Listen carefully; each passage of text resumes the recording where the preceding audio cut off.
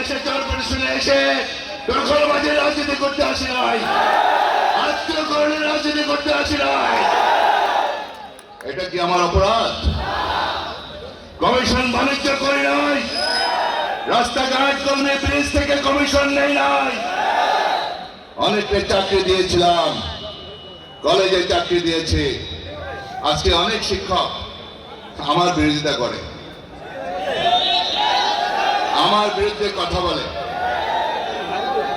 আমি আশ্চর্য হয়ে যাই, কত বড় অকৃতজ্ঞ হতে পারে। মিনিমাম কৃতজ্ঞতা বোধ থাকা উচিত, কৃতজ্ঞতা বোধ থাকা উচিত। 25টা বছর তিলে তিলে চরপেশনের মানুষের সুখে দুঃখে পাশে ছিলাম, যেমনিভাবে উন্নয়নে ছিলাম। ফায়ার ব্রিগেড ছিল না, আমি ফায়ার ব্রিগেড নিয়ে এসেছি প্রধানমন্ত্রী বেগম খালেদা জিয়ার কাছ থেকে। পৌর ভবন ছিল না, আজকে পৌর ভবন নির্মাণ করেছে। অডিটোরিয়াম ছিল না, অডিটোরিয়াম নির্মাণ করেছে।